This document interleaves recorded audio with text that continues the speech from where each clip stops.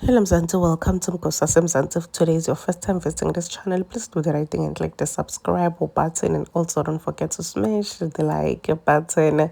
Solo video lena ya a trend la betingondleni tokuxhumana la sibona khona abosisi bathetha labanye yabona sibahlala khona la kuleya building and labanye bebangaphandle babida labahlala lapha ukuthi abaphumele ngaphandle. So makasho lo sesilona uthi amaZulu lawa lala ngaphandle amlwisela kokuthi yena umpondo. Sesambe asking ukuthi uyini manje mpondo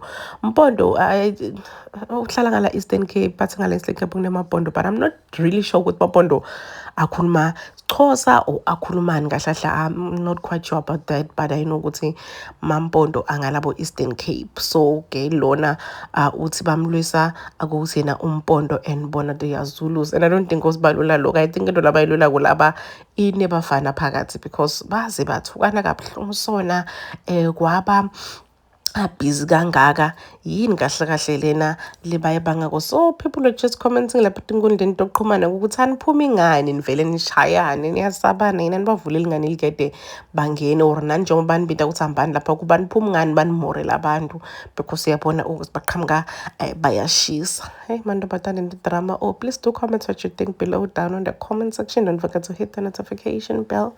I am signing out. Goodbye.